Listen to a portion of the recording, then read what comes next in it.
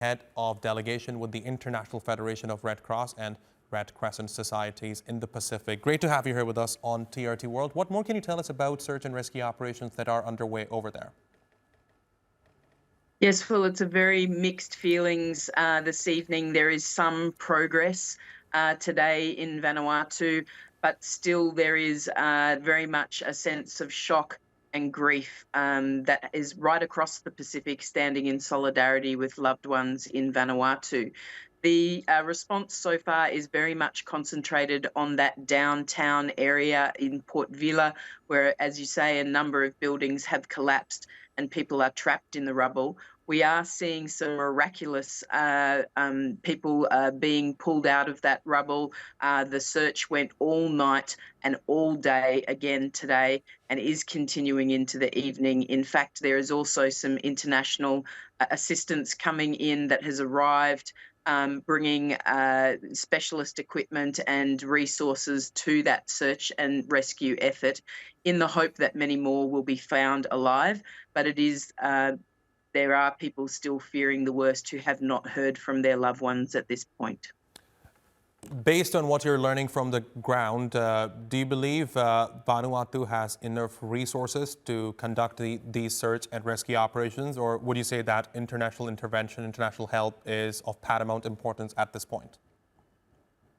I think the government and the people of Vanuatu are very open about the fact that they are certainly doing their best, and really the efforts have been astounding. The volunteers, the equipment that has been brought to bear on this search and rescue effort has really been very, very highly commendable. But it is acknowledged that international assistance is required.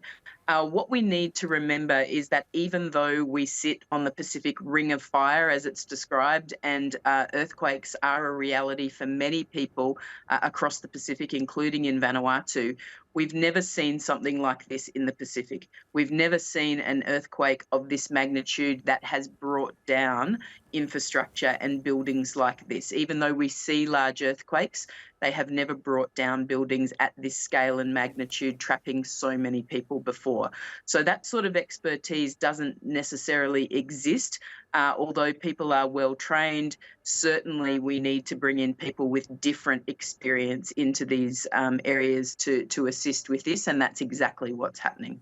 Right, and Katie, I'm sure that it might be a bit too early to ask this question, but I'm sure many are wondering, how long would it take for Vanuatu to recover from all of this? How many months, how many years are we looking at? This will definitely be long-term recovery. There is massive infrastructure damage. So you mentioned that there's been some landslides that have affected one of the critical roads to and from the seaport area. We have infrastructure damage to the major hospital in Port Vila. As you've seen, that downtown area has been somewhat decimated with the collapse of many buildings. For the Red Cross itself in Vanuatu, there is significant damage to the Red Cross building, to their warehouse, and we will see that from office blocks and residential houses and dwellings all over Port Vila and surrounding areas. So this is not going to be a quick recovery. In some areas, certainly people will get back up on their feet very quickly.